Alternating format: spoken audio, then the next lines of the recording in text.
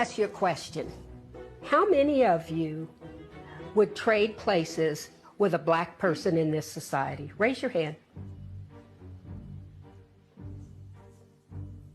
I don't know the answer to that.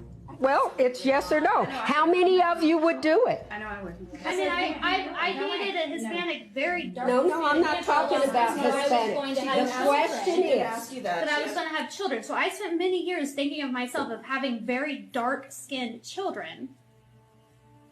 the question is, how many of you would be willing to trade places in this society with a black person?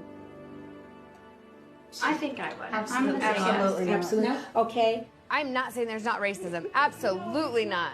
It's just saying I don't see it. Yeah, but you know how racist this country is. Not to the degree that you do. Oh, no, you will never know.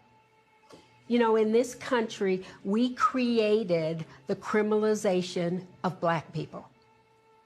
And when your skin is seen as a weapon, you're never unarmed. And that's why black boys and men and women are dying in the street with their hands up. I was born in 1950. You know what I expect of white women? Not a damn thing. Nothing. I expect nothing of you because you have never given me anything. I can't trust you, okay? But how can we come together when you say something like, I will never trust a white woman? If we had a really heart-to-heart talk, you said you would never trust me? Well, I would have to see. But you know, out of all your years in life, you've never trusted a white woman. well, let me put it this way. The ones I have trusted have come back to disappoint me. Yeah. That's sad. Yeah. It's interesting to me that, Marnie, that when Regina's talking about her feelings and how she doesn't trust white women, instead of saying, my God, well, how can, like, why? Like, what about me? That's what you said. Would you trust me? What if we had a heart-to-heart conversation? Why are your feelings so hurt? Both of you, though, has been about... It's like a hate against us. Like, I feel like it's like... It's been very aggressive. That really, like, hurts me that somebody would not... But why are your feelings more important than the reality of the violence of our lives?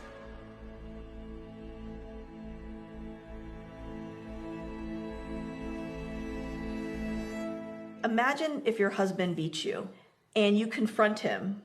Would you go and massage his back while you're confronting him? Or would you actually be really angry and hurt that he's been beating you?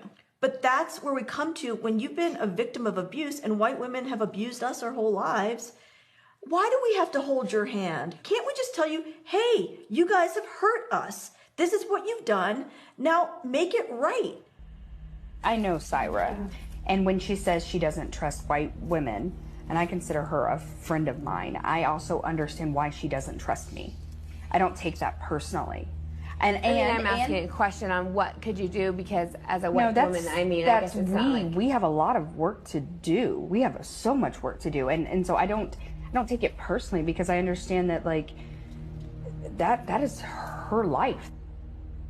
But to say you're your friend, but she doesn't trust you is also a hard thing for me to accept, the same, this is my friend, but she does not trust me. And also, why on earth is it about you?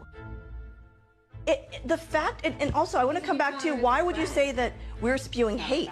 We're telling you what it's like to be us. And not everybody, you don't have to look at my color of my skin saying I'm white to not trust me. Why don't you look past that I'm white and say she's a good person? Because her entire life, we've never given her a reason to trust us. Everything is not white people. Not all white people are bad. Everything. Not every white person is bad. I think that part of what... I have this discussion with people that I know, friends, lawyers, everybody, and they'll say, well, Regina, you know, there are some good white people. And I'll go, well, what have the good white people been doing for the last 450 years? What have you been doing? Obviously, it's not enough, because nothing has changed.